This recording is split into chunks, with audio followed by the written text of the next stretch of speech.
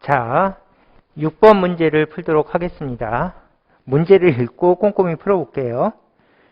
그림은 밀도가 ρ로 균일한 유체 속에서 질량 m, 부피 v인 물체 1과 질량 4m, 부피 3v인 물체 2가 실로 연결된 채 정지해 있는 모습을 나타낸 것이다.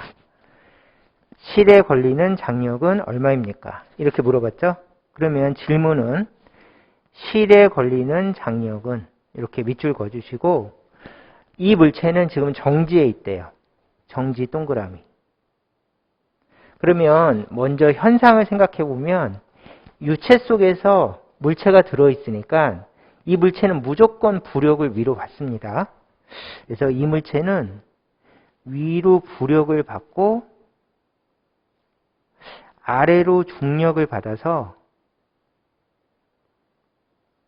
정지 상태인 것을 설명하는 문제이다. 이렇게 봐주시면 되겠죠? 자, 그러면은 이제 꼼꼼히 한번 풀어보도록 하겠습니다. 제일 먼저 부력은 F는 ρ VG가 공식이니까 공식을 이렇게 적고요. 자, 이제 이거를 분석해서 식을 적어봅시다. 제일 처음에 물체가 두 개일 때는 전체적으로 분석하는 것이 가장 편하고 좋은 방법입니다. 그래서 이 물체를 전체적으로 봅시다. 그래서 이렇게 동그라미 긋고 이 물체를 전체적으로 봅시다. 자, 물체를 전체적으로 볼 때는 장력은 내력이니까 내력은 무시하고 그냥 이 전체 물체 외력만 표시하는 겁니다. 그래서 이 물체가 아래쪽으로 중력을 받는데 중력은 얼마입니까? 그러면은 중력은 전체 질량이 5m이니까 5mg라는 중력을 받는다. 이렇게 적는 게 1번. 두 번째는 액체 속에 들어있는 물체는 위로 부력을 받으니까 부력을 표시하기 위해서 위쪽으로 부력. 그러면 부력은 얼마가 되는가 하면 ρ 곱하기 액체 밀도가 ρ니까 ρ 곱하기 부피인데 전체 부피니까 V하고 3V를 더하면 4VG 이렇게 적어주시면 전체적으로 중력은 5mg, 전체적으로 부피는 4V니까 부력은 이거.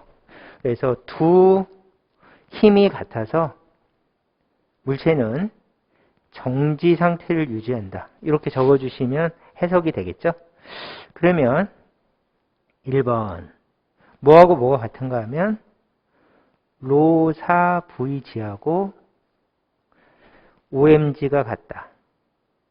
그럼 넘겨주시면 ρ VG는 4분의 5mg이다.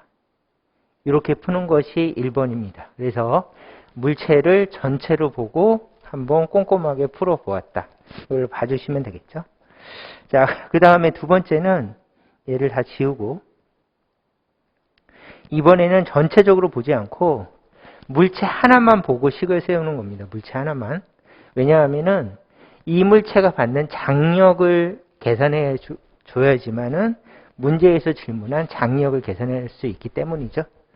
그래서 얘는 좀 복잡하고 4m 3분위가 복잡한 물체이고 간단한 물체가 얘니까 얘를 기준 삼아서 얘를 기준으로 위쪽으로는 ρ VG가 될 것이고 그 다음에 아래쪽으로는 질량이 m이니까 mg라는 중력을 받을 것이고 당연하죠. 그 다음에 물체를 잡아당기는 게 장력이니까 이 물체를 기준으로 장력을 아래쪽에다 그려주시면 되겠죠. 그래서 장력을 아래쪽에다 그려주고 얘하고 얘네들이 같아서 정지 상태를 유지한다. 이렇게 적어주시면 되겠죠. 자, 그러면은 이제 정지 설명이 됐으니까 얘하고 얘네가 같다. 이렇게 적고요. 그러면 2번. 장력 더하기 mg는 ρ VG랑 같다. 이렇게 해서 이제 이물체에 대한 설명을 적었습니다. 그러면 질문은 장력이 얼마냐고 물어봤으니까 얘를 여기다 싹 대입을 해주면 장력 더하기 mg는 4분의 5 mg. 그러므로 장력은 4분의 1 mg이다. 이렇게 적어주시면 되겠고, 자, 요것이 답입니다. 그래서 답은 1번 해서 식 2개 세워서 푸는 기본적인 문제가 되겠습니다. 자, 6번 문제는 여기까지 풀도록 하겠습니다. 자, 7번 문제를 풀어보도록 하겠습니다. 자, 7번 문제. 자, 꼼꼼히 읽고 한번 풀어볼게요.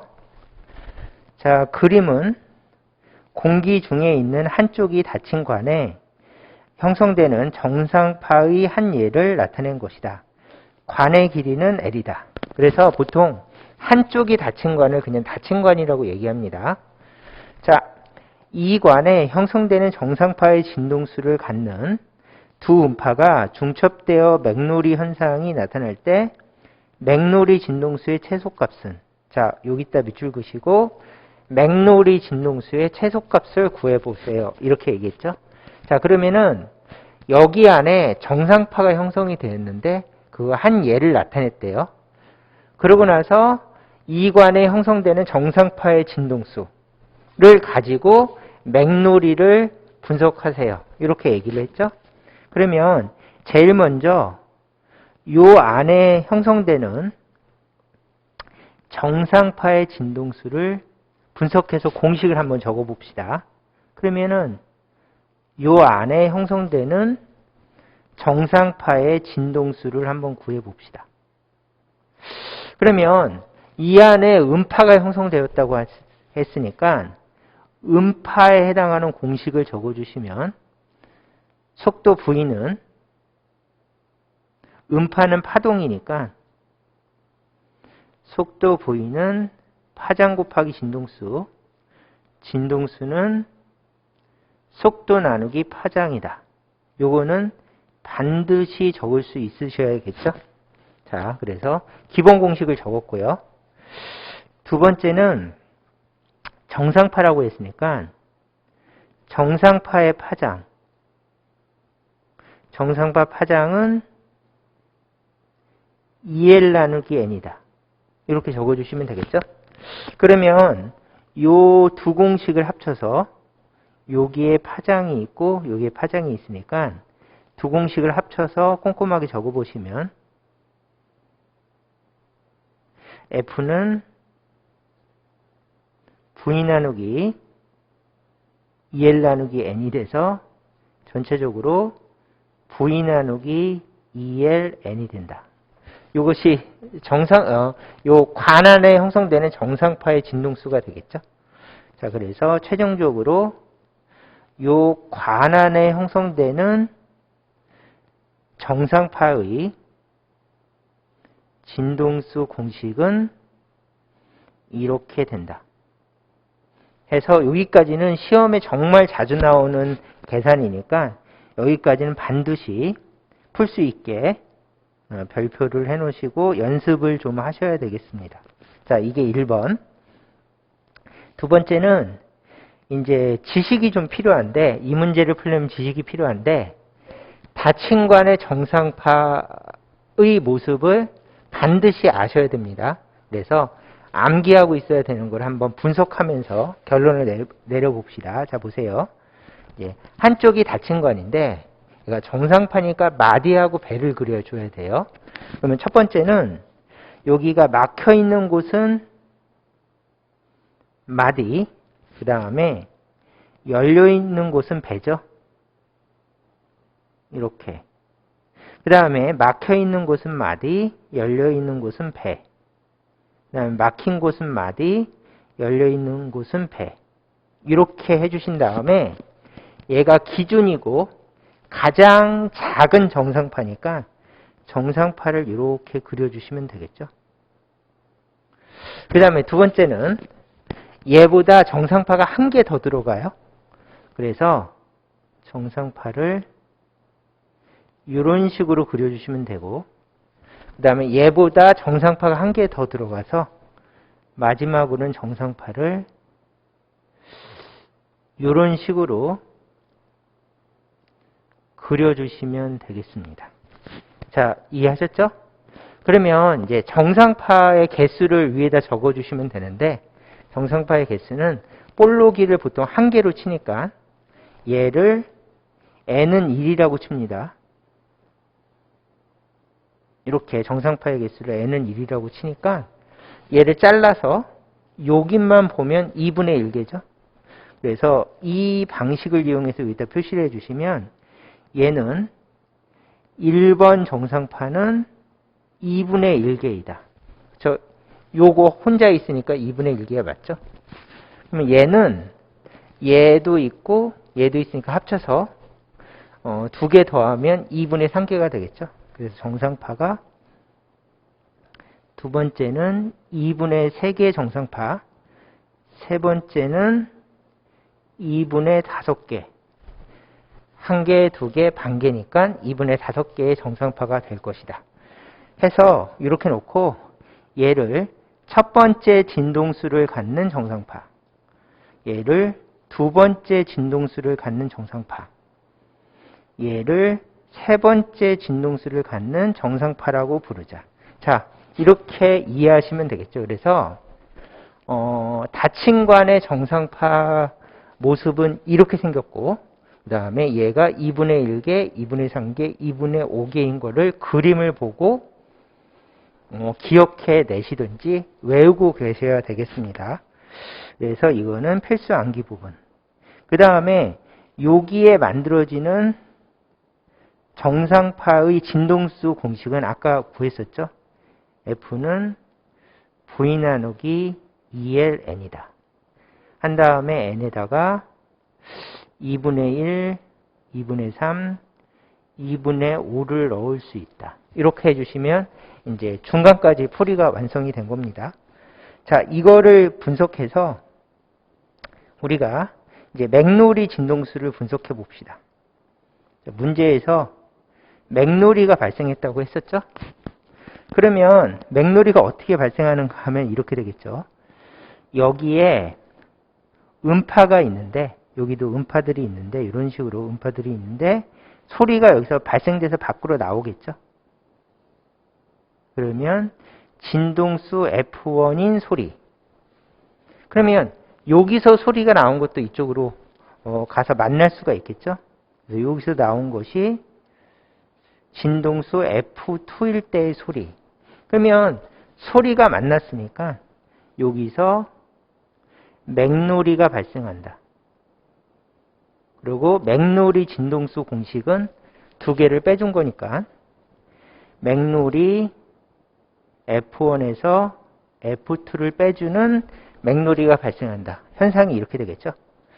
그 다음에 두 번째도 여기서 나온 소리하고 여기서 나온 소리가 겹쳐서 맥놀이가 될 수가 있겠죠. 그래서 요때 맥놀이는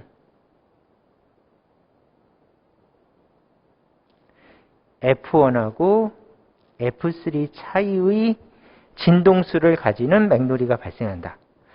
그 다음에 여기서 나오는 소리하고 여기서 나오는 소리가 겹쳐서 맥놀이가 발생됐을 때 이 맥놀이는 이 진동수는 2번하고 3번 차이이다. 이렇게 해서 현상을 분석해 주시면 되겠죠. 그래서 이 문제는 이 맥놀이를 분석해서 맥놀이 진동수가 우리가 구한 게 맥놀이 진동수인데 맥놀이 진동수가 가장 작은 것을 구하세요. 이것이 질문이죠. 그러면 아래쪽에다가 계산을 한번 해봅시다. 정상파의 진동수는 F는 2L 나누기 N 잠시만요. V 나누기 미안합니다. V 나누기 2L N이 될 것이고 N은 2분의 1, 2분의 3, 2분의 5 이런 식이 될 것이고 그 다음에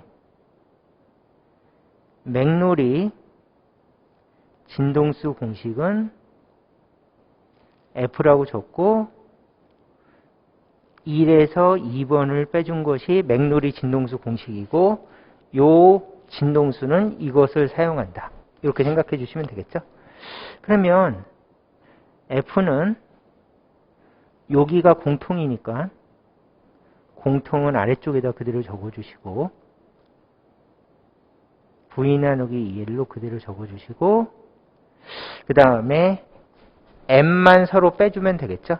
그래서 N1번에서 N2번을 빼주면 된다.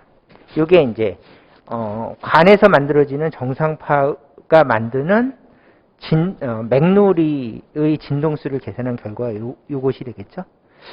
그래서 이렇게 가볍게 적어주시고요. 그 다음에 질문은 얘가 최소값이 돼야 된대요. 그러면 얘는 일정하니까 이쪽이 최소가 되면 되겠죠.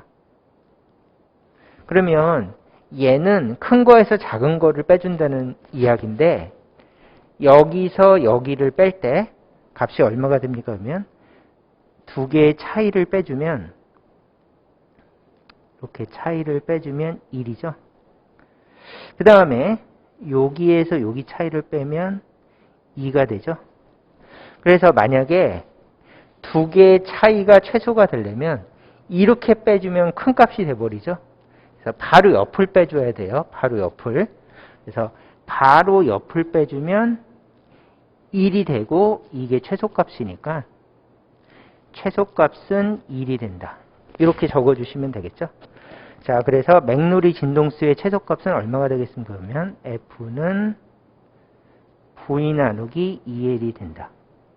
이렇게 결론을 내려주시면 되겠습니다. 그래서 현상이 약간 복잡하기는 한데 간단하게 여기서 나오는 소리들이 겹쳐서 맥놀이가 될 것이고 그 맥놀이 진동수의 최소값은 공식 분석에 의해서 이 값이 됐다. 이렇게 마무리 지으시면 되겠죠. 자, 그러면 똑같은 답을 찾아주시면 답은 2번이 되겠습니다. 자, 이 문제는 여기까지 풀도록 하겠습니다. 자, 8번 문제를 풀도록 하겠습니다. 8번 문제. 그림과 같이 XY 평면상에서 V0의 속력으로 플러스 X방향으로 운동하던 질량 M, 전하량 Q인 입자가 길이 L, 판 사이의 간격 D인 평행판 축전기를 지난다. 입자는 00인 지점으로 들어와 LD인 지점을 통과하여 나간다. 축전기 내부의 전기장의 세기는 전기장은 균일하다. 자, 문제가 이렇게 주어졌습니다. 그러면 제일 먼저 축전기 문제가 나오면 여기 축전기죠. 그러면 축전기 내부의 전기장은 균일하기 때문에 축전기 내부의 전하는 등가속도 운동을 합니다. 이거는 보통 지식이니까 이거는 암기하시는 거를 추천드립니다.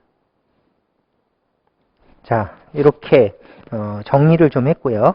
현상을 좀 분석해 봅시다. 자, 전하가 들어왔는데 이쪽으로 딸려가요. 그 이유는 여기에 전하가 있으면 Q라고 적고 이 전하가 여기 있을 때 이렇게 휘는 이유는 이쪽으로 힘을 받기 때문이죠. 그러면 얘는 마이너스 전하라고 생각해야겠죠. 왜냐하면 마이너스 전하가 플러스한테 힘을 받기 때문에 이렇게 움직인다. 그래서 이쪽으로 힘을 받고 플러스 마이너스가 받는 힘을 전기력이라고 하죠. 그래서 전기력을 받고 그 다음에 축전기의 전기장은 플러스에서 마이너스로 전기장이 이렇게 가해지면 되겠죠. 그래서 전기장은 아래 방향으로 이렇게 가해진다. 이렇게 해서 전기장 표시를 해주시면 되겠죠. 그 다음에 가속도 운동을 하니까 힘을 받으니까 가속도 운동인데 등가속도 운동을 한다고 했었죠. 요거를 옆에다 가볍게 정리하면 가속도는 힘 나누기 질량이고 가속도는 전기력이니까 QE. 그렇죠? 전기력은 QE. 그 다음에 질량은 M. 그 다음에 질량도 일정, 전하량도 일정, 전기장도 일정하니까 등가속도 운동이다. 이렇게 해서 이 문제를 푸는 것도 중요하지만은 축전기 문제가 나오면 가속도는 이것이고 그 다음에 다 일정하기 때문에 등가속도 운동을 한다라고 하는 것을 확인하시는 것도 굉장히 중요해서 꼼꼼하게 한번 강조를 해봤습니다. 자, 그러면 본격적으로 문제를 풀어봅시다. 보통 얘가 2차원 운동을 하죠. 이렇게 휘니까 2차원 운동입니다. 보통 2차원 운동 문제가 나오면 대부분 X축 변이하고 Y축 변이를 연립해서 답을 구하거나 어떤 변수값을 계산하는 게 가장 일반적인 풀이입니다. 거의 99% 이 방법으로 해결이 되는 문제들이 출제가 됩니다. 그래서 이거를 지식으로 알아두세요. 2차원 운동이 나오면 풀이는 X축 변이하고 Y축 변이를 연립해서 풀이하는 것이 가장 일반적이다. 이렇게 알아두시면 되겠죠. 자, 그러면 이제 꼼꼼하게 정리하면서 해봅시다. 여기에 마이너스 전하가 들어와서 전기력을 위로 받아서 이렇게 휘고 있죠. 그러면 전기력이 위쪽이고 그 다음에 힘을 받았으니까 가속도 운동을 하는데 등가속도 운동이죠.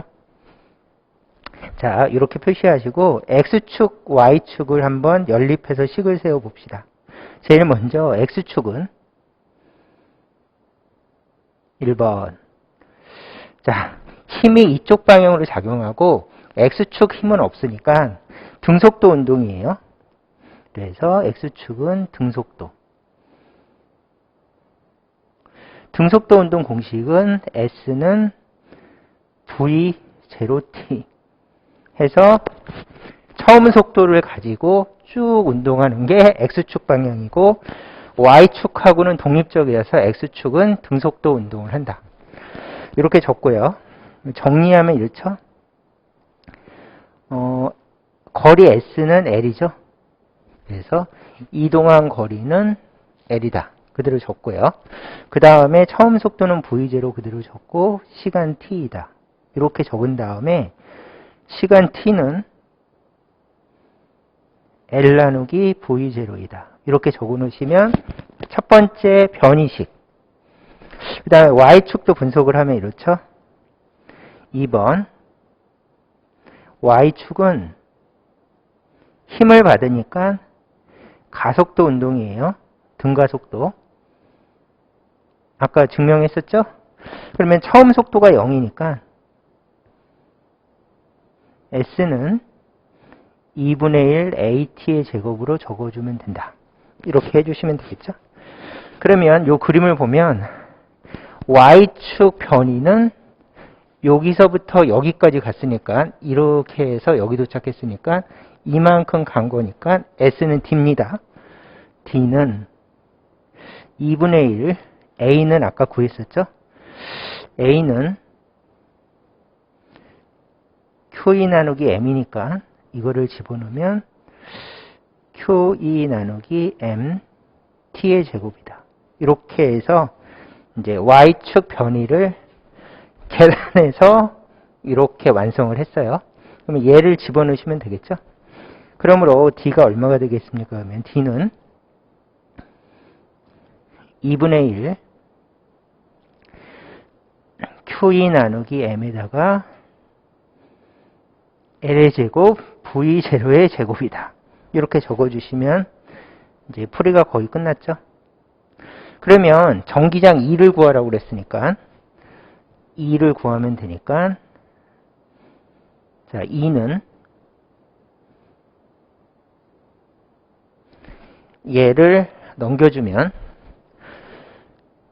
2m v0의 제곱 d 나누기 얘가 넘어갔고 나머지는 q l의 제곱이 가면 되죠.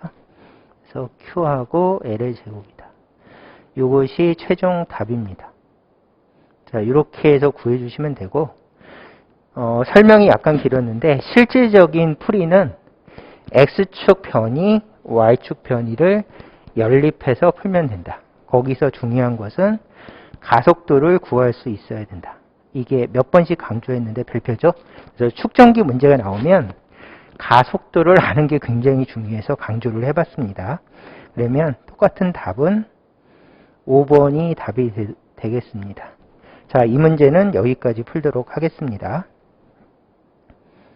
자, 9번 문제를 풀겠습니다.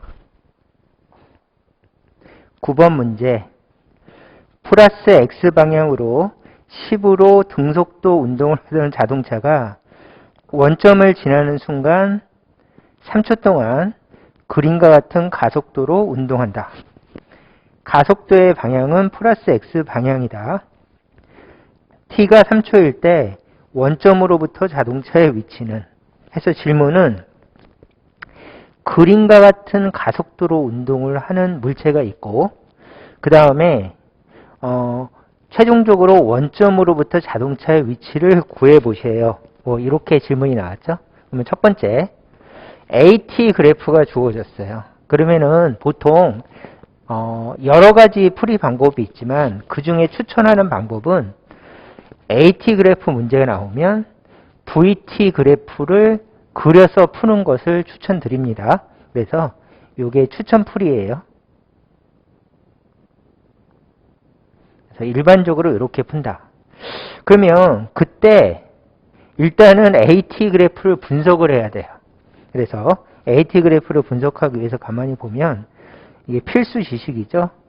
AT 그래프의 면적은 델타 V이다. 그래서 면적을 이렇게 체크하시고 이것이 델타 V이다. 이렇게 놓으신 다음에 델타 V가 얼마인가 하면 면적이니까 삼각형 2분의 1. 삼각형이죠? 2분의 1.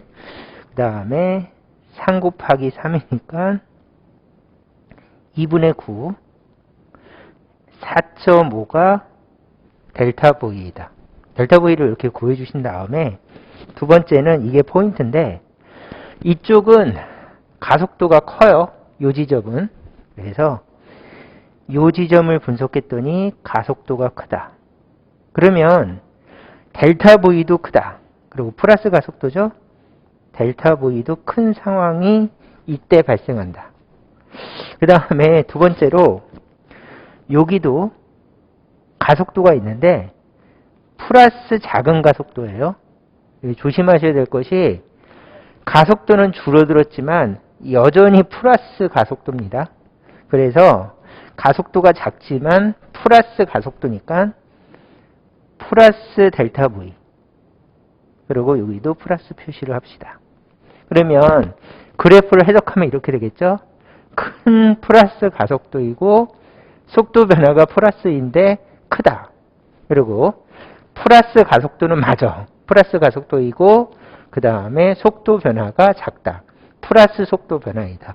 이거를 조심하시면 되겠습니다. 그래서 가속도는 줄어들지만 플러스 가속도이다. 이걸 조심해서 이 지식을 이용해서 그래프 분석을 해서 풀어봅시다. 그러면 이쪽을 보면서 한번 풀어봅시다. VT 그래프를 그려주시고요. 그 다음에 0, 3, 그 다음에 시간이 0일 때 속도는 10이었어요. 근데 속도 변화가 얼마 발생하는가 하면 속도 변화가 4.5 발생한다고 구했죠. 그러면 여기는 나중 속도는 14.5가 되겠죠. 자, 이렇게. 그래서 14.5라고 적고요. 그 다음에 처음에는 속도 변화가 크죠? 그러면은 속도 변화가 일정하지 않고 굉장히 크니까 이만큼 바뀌었다라고 해주시고 보통 중간 정도를 기준으로 같은 시간 동안 여기가 시간축이니까 속도 변화가 크다 이렇게 표시를 해봤어요. 그래서 속도 변화가 크다. 그 다음에 이쪽은 속도 변화가 작죠. 그래서 나머지 시간 동안은 가속도가 작으니까 속도 변화가 작으니까 이렇게 표시해 주시면 속도 변화가 작다가 표시됐고 그 다음에 이쪽은 이렇게 속도 변화, 이쪽은 이렇게 속도 변화가 되니까 곡선이 되죠. 그래서 유명한 곡선 그래프가 됩니다. 그러면 VT 그래프가 대충 어떻게 그려지는지 결정이 났고, 그 다음에 경향을 보기 위해서 비율은 그냥 무시했어요. 이쪽이 더 커야 되죠. 근데 비율은 무시하고 이렇게 그려주시면 되겠습니다. 그러면 이쪽으로 가서 조금 전에 그린 거를 좀 깔끔하게 그려보면 이렇게 되겠죠. 여기서부터 여기까지 이런 식으로 곡선으로 속도가 바뀐다. 이렇게 곡선을 그려주시고 VT 그래프를 그렸어요. 그러면 기본적으로 VT 그래프가 완성이 됐고, 그 다음에 최종적으로 나중 속도는 14.5이고 델타 V는 4.5이다. 그래서 여기서부터 여기까지가 4.5인 거죠. 그러면 잘 알다시피 VT 그래프의 면적은 변이니까 변이를 계산하기 위해서 이쪽 변이를 먼저 계산해 보면 이쪽 변이를 S1이라고 하면 S1은 30m가 되죠. 이렇게 구해 주시고, 두 번째는 여기는 곡선이니까 면적을 쉽게 못 구해요. 그럴 때는 얘를 잘라서 삼각형 면적을 먼저 구합시다.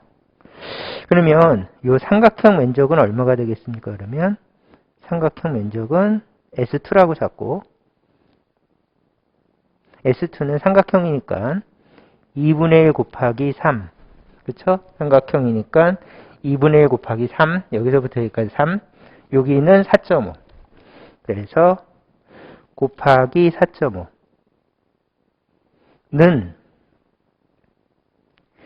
2분의 13.5. 이렇게 되겠죠? 3 곱하기 4, 13.5. 나눠주면 6.75가 되겠죠? 그래서 6.75를 이렇게 구해봤습니다. 그러면 이렇게 놓고, 그 다음에 이쪽 면적도 필요하죠? 근데 못 구해요. 그래서 곡선이니까 못 구하는 대신에 델타 S라고 합시다. 이렇게. 그러면 속도가 0에서 3초 동안 이렇게 바뀌는 동안 이동거리는 전체 면적이고, 전체 면적은 이거 더하기 이거 더하기 이것이다. 그래서 아래쪽에다가 전체 제 변이 S는 36.5, 저 두 개 더하면 36.5죠. 더하기 델타 S. 못 구한다. 못 구하는 거 델타 S.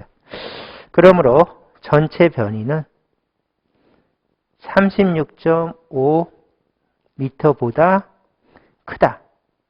이렇게 풀어주시면 되겠죠. 그래서 면적을 이용한 풀이는 등가속도 운동이 아니기 때문에, 더군다나 VT 그래프가 곡선이기 때문에 놀랍게도 크다로 구해 주셔야 돼요. 그리고 이런 형태의 풀이가 보통 수능도 객관식이죠. 그리고 변리사 문제도 객관식인데, 수능 쪽에서 이렇게 푸는 종류의 문제가 굉장히 많이 출제가 됐습니다. 그래서 그냥 이상한 풀이가 아니라 유명한 풀이에요. 그래서 정확히 못 구하는 면적을 대충 크다로 구하자. 그래서 답을 봤더니 36.5가 답인데 36.5보다 크다가 답이죠. 그래서 답을 찾아보면은 이렇게 53은 너무 엉뚱하고 31은 이거보다 작으니까 39m가 답입니다. 이렇게 해서 좀 대충 S를 구해서 답하고 가장 가까운 것을 찾는다. 이 풀이를 추천합니다. 왜냐하면은 이렇게 해서 출제된 문제가 많고, 이런 종류의 문제는 무조건 이렇게 풀립니다. 그래서 보통 보기를 널찍하게 줘서 엉뚱한 답을 구하지 않게, 선택하지 않게 이렇게 큰 차이가 나게 보기를 주는 게 일반적입니다. 그래서 이렇게 풀어주시면 되겠습니다. 자, 그래서 이 문제는 정확한 답을 구하기는 좀 어렵고 이런 식으로 크다로 푸는 것을 추천한다. 이렇게 이해하시면 되겠습니다. 자, 그러면은 두 번째 풀이를 봅시다. 두 번째 풀이는 이렇게 푸는 겁니다. 이제 다른 풀이를 해봅시다. 이번에는 정확한 풀이를 할 거예요. 정확한 풀이. 그리고 이거는 적분으로 풀어야 되기 때문에 적분에 익숙한 사람만 이 방식으로 푸시는 것을 추천합니다. 자, 그러면 왜 이렇게 풀어야 되는가 하면은 등가속도 운동이 아니에요. 가속도가 이렇게 바뀌니까 등가속도 운동이 아니죠. 그러면 등가속도 운동이 아니면 등가속도 운동 공식을 쓸 수가 없고 대신에 적분으로 푸는 수밖에 방법이 없다. 이렇게 이해하시고 이것은 대학교 일반 물리학 시간에 첫 시간이나 두 번째 시간에 배우는 기본적인 예제 중에 하나입니다. 그래서 논리는 등가속도 운동이 아니니까 적분으로 풀어야 된다. 이게 논리가 되겠습니다. 그러면 일단은 가장 기본은 그래프를 분석하는 게 가장 기본이니까 그래프 분석 먼저 해봅시다. 자, 가속도 그래프인데 가속도가 이렇게 줄어든대요. 그러면 가속도 방정식을 세워야 되는데 얘는 직선이죠. 그래서 직선 방정식. 그러면 직선 방정식은 y는 ax 플러스 b가 직선 방정식이고 얘는 y절편 기울기 이렇게 되어 있죠. 그럼 기울기를 구하면 기울기는 마이너스 1이 되고 그 다음에 y절편은 3이죠. 그러면 이 그래프를 보면서 이제 직선 방정식을 요 가속도 방정식으로 바꿔주시면 y축은 가속도니까 a. 그 다음에 기울기는 마이너스 1. 그 다음에 x축은 시간. 더하기 y절편은 3. 이렇게 하시면 기본적으로 이 그래프의 방정식이 완성이 됐죠. 이걸 이용해서 문제를 푸는 겁니다. 그러면 기본적인 논리가 이렇습니다. 첫 번째 논리. 1번 V는 V0 더하기 AT이다. 이게 기본이죠. 델타 V이다. 이게 기본입니다. 그러면 V0 더하기 델타 V는 가속도를 적분해서 구할 수 있다. 그래서 설명이 길어지면 복잡하니까 델타 V를 구할 때 등가속도 운동이 아니니까 가속도를 적분하면 델타 V를 구할 수 있다 식을 적었어요. 두 번째는 S는 똑같이 S0 더하기 델타 S인데 여기서 S0 더하기 등가속도 운동이 아니니까 이 공식은 모르겠고 속도를 적분하면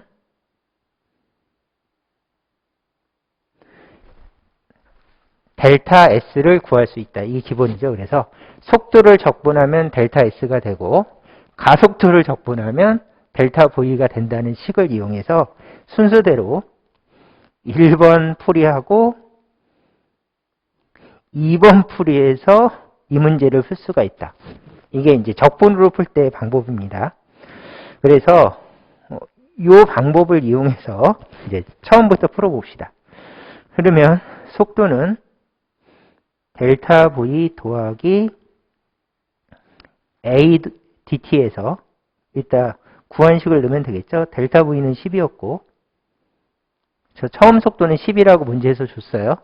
a는 아까 구한 값으로 마이너스 t 플러스 3 dt 해서 아까 구한 a를 요거 보시고 그대로 식을 넣어주시면 되겠죠. 자, 그러면 적분이니까 깔끔하게 해주시면 얘는 10이고 더하기 마이너스 2분의 1 t의 제곱 플러스 3t 해서 요거를 적분해서 이렇게 적어주시면 되겠습니다.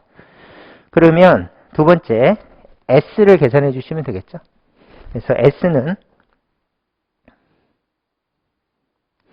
S0 더하기 적분 VDT는 S0는 0이었고 더하기 V는 아까 구한 요식을 그대로 넣어주시면 10 마이너스 2분의 1 t의 제곱 플러스 3t dt 이렇게 풀어주시면 되겠죠. 그러면 적분이니까 간단하게 적분을 해주시면 얘는 10t 얘는 마이너스 6분의 1의 t의 3승 더하기 2분의 3의 t의 제곱 해서 s를 구했습니다. 이렇게 간단하죠? 그 다음에 3초일 때 변이, 3초일 때 원점에서부터 위치까지를 변이라고 하니까 t가 3초일 때의 변이 s는 얼마가 되겠습니까? 그러면 여기다 3을 넣어주시면 되겠죠. 그래서 10 곱하기 3 마이너스 6분의 1 3의 3승 더하기 2분의 3 3의 제곱 그러면 얘를 약분 해주시면 2가 될 것이고 얘는 3의 제곱이 되겠죠. 그러면 정리하면 30 마이너스 2분의 9 더하기 2분의 27은 30 더하기 2분의 18 이렇게 되겠죠. 그래서 빼주면 30 더하기 2분의 18 얘는 9니까 전체적으로 39m가 된다. 해서 변이 S는 39m가 된다. 얘는 뭐 근사할 필요 없이 정확한 풀입니다. 그래서 답을 구하시면 답은 39m. 이렇게 해서 적분으로 푸는 걸 해봤습니다. 그래서 이 풀이 과정은 일반 물리학에 나와 있는 기본 풀이라서 우리가 이제 역학배울 때 기본적으로 하는 방식인데 V를 적분하고 그 다음에 구한 V를 다시 적분해서 변이를 구한 다음에 3초일 때 변이를 여기다 공식에 넣어서 구해주면 된다. 이 방식이 적분풀이고 아까 시작할 때 얘기한 것처럼 적분에 익숙한 사람만 푸시면 되겠습니다. 그리고 정확한 풀이가 되겠죠. 자, 그래서 9번 문제는 난이도가 약간 높아요. 왜냐하면은 근사로 푸는 거를 배우지 않은 학생들은 이 문제를 풀기가 좀 어려웠겠죠. 그래서 난이도 보통 상으로 생각을 하고 자, 근사로 풀이하는 거를 이렇게 요거는 못 구하더라도 답은 체크할 수가 있으니까 근사로 풀이하시는 것을 추천드립니다. 자, 9번 문제는 여기까지 풀도록 하겠습니다. 자, 그러면은 10번 문제로 넘어갑시다. 자, 10번 문제는 교류 문제입니다. 교류 문제. 자, 교류 문제라고 해서 교류 공식을 써서 푸는 거니까 그거를 명심하시고 한번 읽고 풀어보겠습니다. 10번 문제. 공진 진동수가 F0인 RC 직렬회로에서 자, 기본 회로죠. 진동수가 EF일 때의 임피던스는 진동수가 F0일 때 임피던스의 2배이다. 그러면 공진일 때 임피던스는 EF0면 공진이 아니죠. 공진이 아닐 때 임피던스의 2배이다. 이렇게 돼 있어요.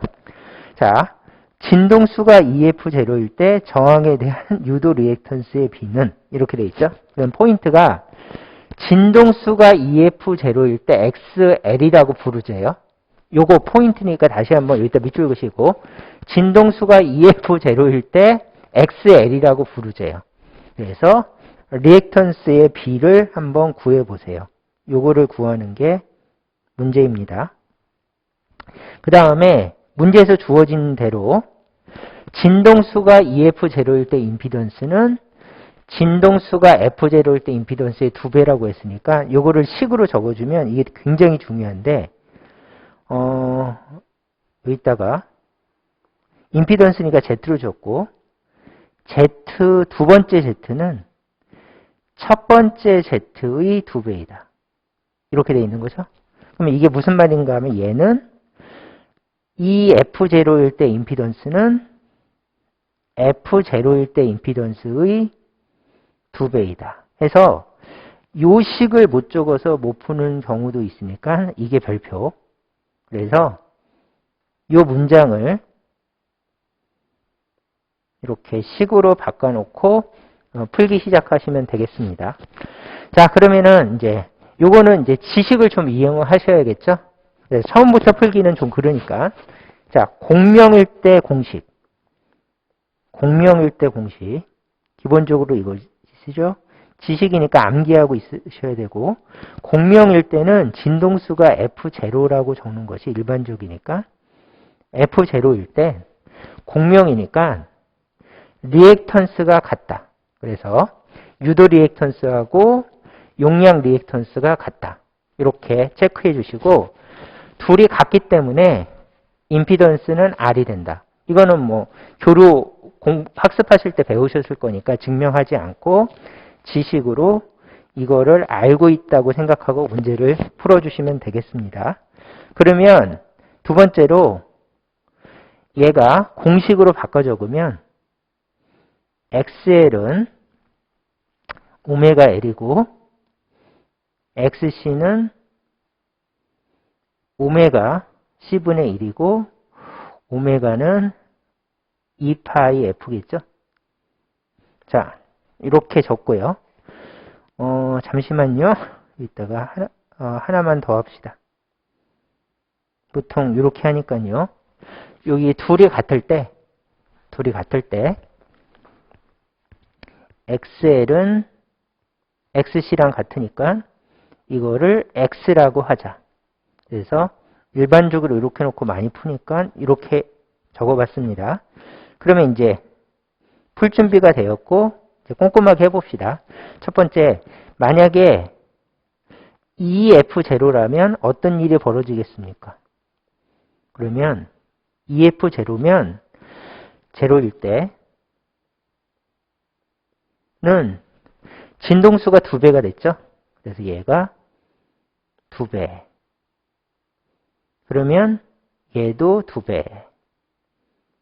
이렇게 되죠? 그러면 얘가 2배가 되면 얘는 2분의 1배. 그래서 얘가 2분의 1배. 그 다음에 얘는 2배. 그래서 얘는 2배가 된다. 이렇게 놓으시면 되겠죠? 그래서 얘는 자, 여기서부터 F가 2배가 됐으니까 각 진동수는 2배가 됐고 얘가 2배가 됐으니까 얘는 2분의 1배, 2배가 됐으니까 2배가 된다.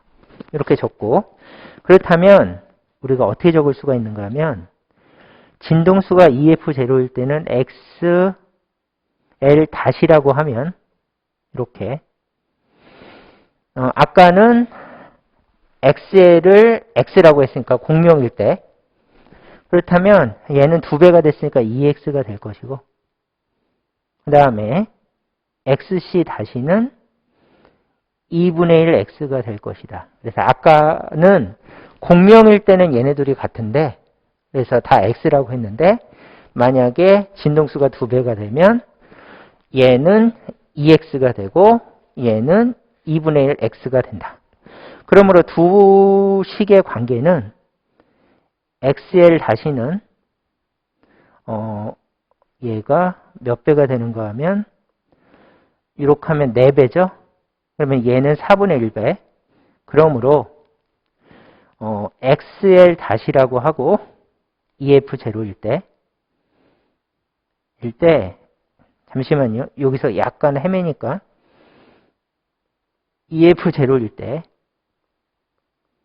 얘를 XL 다시라고 하면 얘는 4분의 1이니까 XC 다시는 4분의 1 XL 다시가 된다. 이렇게 적어주시면 해결이 됐죠. 자, 이렇게 해서 이제 문제를 풀 준비가 됐습니다. 여기까지 풀이가 1번이고 그 다음에 이거는 공명 문제에서 정말 유명한 문제입니다. 별표. 그래서 그냥 독창적인 문제가 아니라 여러 시험에서 똑같이 출제된 경우가 굉장히 많습니다. 그래서 이렇게 봐주시고요.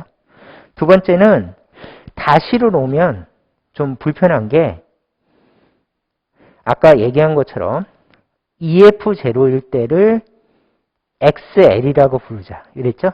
그러므로 헷갈리시면 안 돼요. 아까 여기 적은 것은 다 잊어버리고 풀이 과정이니까 다 잊어버리고 EF0일 때를 XL이라고 한다면 XC라고 적은 다음에 얘는 4분의 1 XL이라고 하자. 그래서 정확하게 구분하기 위해서 XL 다시가 맞는데 문제에서 XL이라고 출제가 됐으니까 그거 맞춰서 이렇게 기호를 바꿔줘야지 풀이가 헷갈리지 않습니다. 그래서 이것도 그냥 풀지 마시고 다시로 풀지 마시고 이렇게 바꿔서 풀이하는 것을 추천드립니다. 자, 그럼 풀 준비가 됐으니까 여기서 식을 적으면서 풀어봅시다. 첫 번째 원리. Z2는 2배의 Z1이라고 했다. 이거는 F0일 때 얘는 EF0일 때 임피던스다. 했죠? 그러면 공식을 적어주시면 원래 임피던스는 루트 R의 제곱 플러스 XL 마이너스 XC의 제곱이 공식이니까 제곱 이렇게 적고 그 다음에 얘는 ER이다. 왜냐하면은 이때가 공명이니까 임피던스는 R과 같다. 이렇게 해서 적어주시면 되겠죠. 그리고 얘는 공식대로 적었어요. 그러면 아까 우리가 구한 XL은 그냥 놓고 XC는 4분의 1 XL이라고 하는 거를 아까 구했으니까 각각 대입해서 정리하면 루트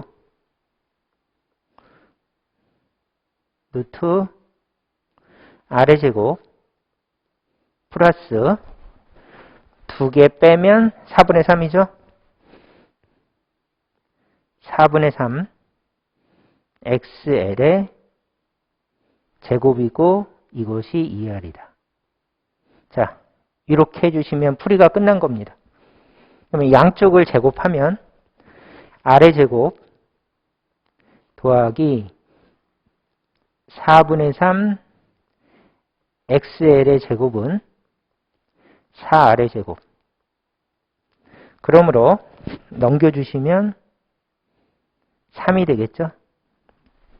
그러면 양쪽에 루트를 없애주시고 항상 저항과 리액턴스는 플러스 값이죠. 그래서 루트를 없애주는데 플러스만 적어주시면 되고 4분의 3 XL은 루트 3 R이다. 해서 이렇게 꼼꼼하게 적어주시면 되고요. 그 다음에 지워주시면 루트 3 루트. 그러면 질문은 XL 나누기 R을 물어봤으니까 이렇게 적어주시고 넘겨주시면 루트 3분의 4이다. 이렇게 풀이를 해주시면 되겠죠. 그래서 앞에 거는 그냥 지식이고 유명한 풀이이고 1단계, 2단계를 거쳐서 공식을 그대로 임피던스 공식을 그대로 써서 꼼꼼하게 이렇게 풀어주시면 되겠습니다. 그래서 답은 5번 이렇게 하면 되겠습니다. 이 문제는 유명한 문제라서 만약에 교류를 학습하셨다면 분명히 이거 유사 문제를 풀어보셨을 거예요. 그래서 난이도는 상이지만은 워낙 유명한 문제라서 풀 수 있었던 그런 문제라고 생각을 합니다. 그래서 요 과정이 보통 이런 유의 문제의 표준 풀이 과정이니까 요 과정을 잘 익혀 놓으시고 첫 번째 단계로 이렇게 풀고 두 번째 단계로 이렇게 풀어주시면 되겠습니다. 자, 10번 문제는 여기까지 풀도록 하겠습니다. 예, 수고하셨습니다.